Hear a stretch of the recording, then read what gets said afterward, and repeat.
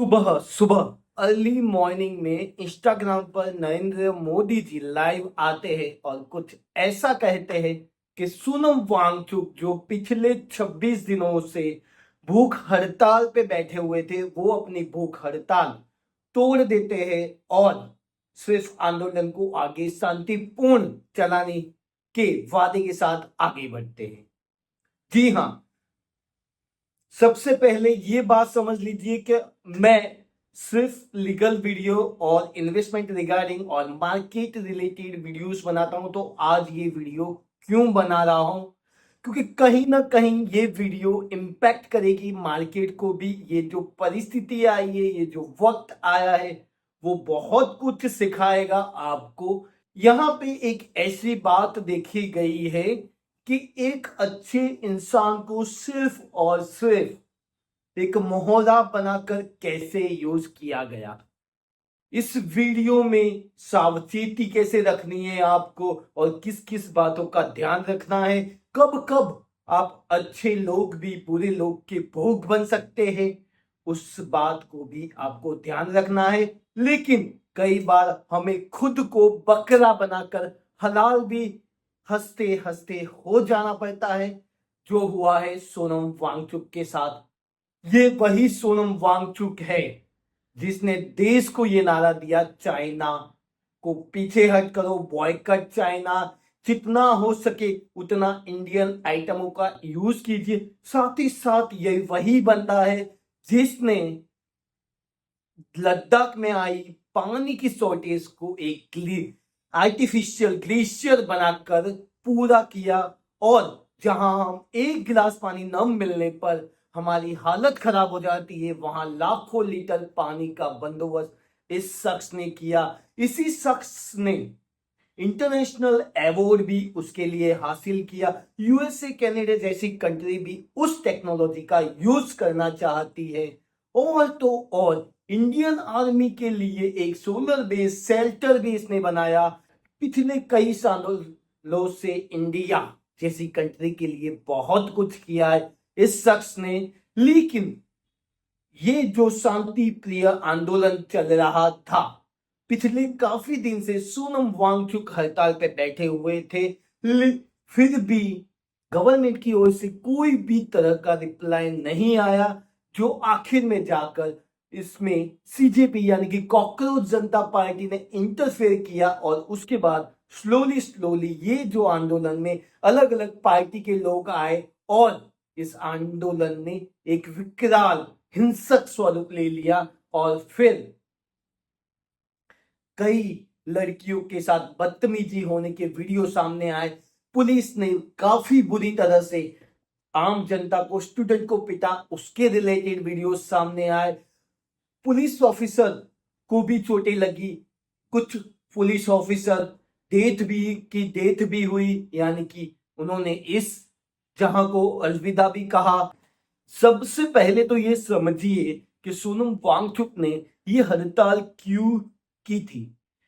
इन्होंने ये हड़ताल इसीलिए की थी कि बार बार देश में से पेपर लीक की मैटरें बाहर आ रही थी। और इस बार भी नीट के जो बच्चे थे उनके पेपर लीक हुए और देश के भविष्य के साथ खिलवाड़ हुआ। बस इस खिलवाड़ के साथ और उन स्टूडेंट जिनको लॉसेस होता है, उनकी दिन रात बिना सोए जो स्टूडेंट मेहनत करते हैं, अपनी खुद की हेल्थ का भी ध्यान नहीं रखते और आखिर में जाकर एग्जाम देकर आते हैं और पता चलता है कि परीक्षा रद्द हो गई क्योंकि पेपर लीक हो गया था। तो इसी बात को चलते इन महोदय ने, सोनम वांगचुक ने ये हड़ताल की थी। स्लोली स्लोली इसमें बाकी लोग जुड़े और साथ में जुड़ी सीजेपी।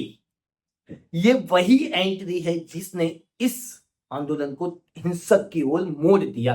और फिर स्लोली स्लोली विपक्ष की ओर से अनदर पार्टियां भी इसमें ज्वाइंट हुई और वहां पे जो स्टूडेंट की मैटर थी उसको कहीं और लेकर जाया गया और उसके चलते वहां ये आंदोलन जो है इस हिंसक आंदोलन में कन्वर्ट हो गया।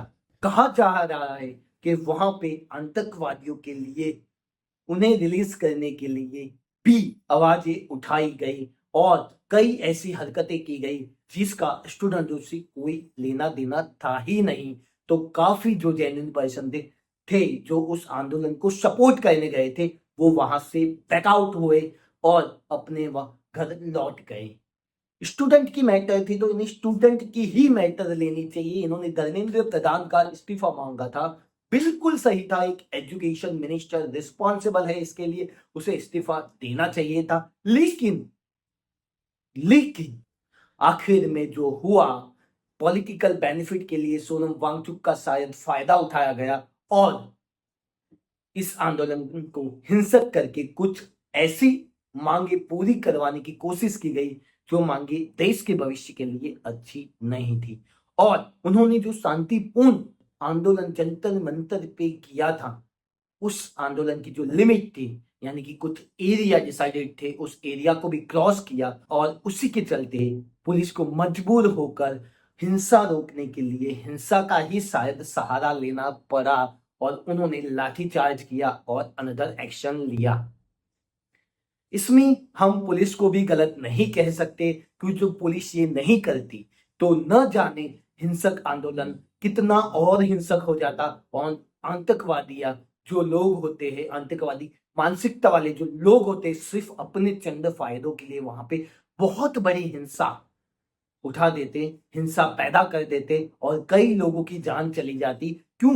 कि उन्हें इंसानों की जान से मतलब नहीं था, उनका टारगेट सिर्फ यही था कि उन्हें अपना बेनिफिट मिले। और आतंकवादी यही देखता है कि कहाँ क्राउड ज्यादा है और वहीं पर जाकर अपना निशाना लगाता है। तो जो इंडियन पुलिस ने और आर्मी ने एक साथ मिलकर इस आंदोलन को कंट्रोल करने के लिए थोड़ी शक्ति नहीं बताई होती तो ये आंदोलन काफी भयानक रूप ले सकता था। और अब जो नरेंद्र मोदी और सरकार आज तक कभी नहीं झुकी, न किसान आंदोलन में झुकी है, न ही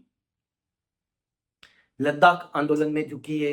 इवन सोनम वांगचुक जेल भी जा चुके हैं, फिर भी सरकार ने पीछे हट नहीं की थी। वो सरकार ने आखिर आज सुबह आकर ये डिक्लेयर किया कि हम जल्द ही जो पेपर लिखे उसके अगेंस्ट कुछ सख्त से सख्त कायदे बनाएंगे और उसको लागू करके हमारे स्टूडेंट के राइट्स को प्रोटेक्ट करेंगे और उनके भविष्य को सेफ करेंगे। जो आतंकवादी अपने इरादों में सफल हो जाते तो हमें सिर्फ जंतर मंतर पे ही हिंसा देखने नहीं मिलती, हिंदू मुसलमानों के बीच में भी दंगे शुरू हो जाते, जातिवाद फैल जाता और फिर डिमांड की जाती सरकार बदलो, नरेंद्र मोदी इस्तीफा दो, अमित शाह इस्तीफा दो। उन्हें इससे कोई मतलब नहीं होता कि स्टूडेंट का फ्यूचर क्या। तो कुछ ऐसे लोगों की नियतें पूरी नहीं हुई इस आंदोलन पे। सोनम वांगचुक ने आखिर में सरकार की बात मान के अपना भूख हड़ताल भी तोड़ी है, सिर्फ इसीलिए कि उन्होंने ये देखा कि ये जो मेरा शांति प्रिय आंदोलन था वो काफी हिंसक हो चुका है और मैं एक देशभक्त के रूप में खड़ा हूं और यहाँ पे कुछ लोग मुझे ही बकरा बनाकर इस्तेमाल कर रहे हैं और हिंसा फैलाने की कोशिश कर रहे हैं। देश हित में मेरी वजह से कहीं कहीं निर्दोषों की जान न चली जाए, उसीलिए इन्होंने आज शायद पीछे हट कर दी है। लेकिन इन्होंने पीछे हट किए इसका मतलब ये नहीं है कि वो स्टूडेंट को प्रोटेक्ट नहीं करेंगे। इन्होंने पहले भी पर्यावरण पर्यावरण की रक्षा के लिए आंदोलन किए हैं, बच्चों के लिए आंदोलन किए और देश को बहुत कुछ दिया है इन्होंने। और ये जो चीजें उन्होंने दी है उसके लिए देश हमेशा उनका ऋणी है। हम स्टूडेंट हो, हम किसान हो, हम देश की कोई भी नागरिक हो, वो उनके ऋणी रहेंगे। लेकिन ये भी सच है कि इस वक्त देश को इस बात की नीड थी, उनको जरूरत थी सोनम वांगचुक के साथ की जी, और वही साथ शायद सोनम वांगचुक ने दिया है और इससे मार्केट पे भी इम्पैक्ट होगा। जो हिंसा फैल जाती तो मार्केट तितर बितर हो जाता। ऑलरेडी आपको पता ही है मार्केट की क्या हालत है, इंटरनेशनल वॉर के चलते क्या हालत है, इंडियन इकोनॉमी काफी हद तक कमजोर हो रही है। और जो ये हिंसा फैलती तो सिर्फ जंतर मंतर या दिल्ली में नहीं होती, पूरे इंडिया में फैलती, क्योंकि जहां जहां गवर्नमेंट अपनी, और एक बात बताइए आप, क्या आपके और हमारे पास फिलहाल हाल में कोई ऑप्शन है बीजेपी के अलावा? मैं ये नहीं कहता हूं कि मैं बीजेपी सपोर्टर, नहीं, आप मुझे ऐसा दूसरी स्ट्रांग पार्टी दीजिए जो हमारे बारे में सोचे, जो हमारे लिए कुछ करे। देखिए, रिश्वतखोरी को खत्म करना बहुत जरूरी है। हर एक पॉलिटिशियन सबसे पहले आज अपना घर भरने में लगा हुआ है। मैं एग्री हूं, बीजेपी में भी ये चीज हो ही रही है, हर जगह हो रही है, लेकिन शायद यहाँ पे थोड़ी कम हो रही है, जिससे जो बेनिफिट है वो आम जनता तक सीधे पास ऑन हो पा रहे हैं। मैं बिल्कुल ऐसा आपको नहीं कह रहा कि बीजेपी अच्छी पार्टी है, फलाना है, ये कर रही है, फलाना कर रही है, नहीं। आप इसका ऑप्शन ढूंढिए जहां पे हम हम शांति से रह सके। जब हम शांति से रह सकेंगे, परिवार के साथ मिलकर दो रोटी शांति से खा कर चैन की नींद सो पाएंगे, तभी तो जाकर हम आगे अच्छी पढ़ाई कर पाएंगे, हमारा और हमारे परिवार का अच्छा फ्यूचर हो पाएगा। वरना जो हिंसा ही फैली रही, दंगे ही फैले हुए रहे, इन्फ्लेशन बढ़ता ही गया, तो फिर क्या मतलब उस गवर्नमेंट का हमारे लिए? जो पहले वाली गवर्नमेंट 100 में से 95 रुपीज खा रही थी, तो ये गवर्नमेंट हो सकता है 85 रुपीज खा रही है। लेकिन आने वाली ऐसी कोई गवर्नमेंट तो हमें बताइए जो 50 रुपीज ही खा ले, तो वो हमारा बेस्ट ऑप्शन होगा। आज आपको एक बात मैं चैलेंज करके बता दूं कि यहाँ पे सीजीपी जो इतनी मजबूताई से खड़ी हुई है, वो कल उठकर जीत भी जाती है। आपको पता है, यहाँ पर लोगों को फूड डिलीवरी की गई थी जोमेटो और कई चीजें डिलीवरी ऐप की मदद से। उन्हें पता नहीं था ये फंडिंग कहाँ से आ रही है। लोगों का कहना है कि ये देश के बाहर से आ रही थी, जहां पे नॉन वेज आइटम भी सर्व की गई थी। सबसे ज्यादा, क्या आंदोलन करने वाले में सबसे ज्यादा नॉनवेज खाने वाले ही लोग थे? नहीं, कहीं ना कहीं यहाँ पे कुछ तो गड़बड़ है।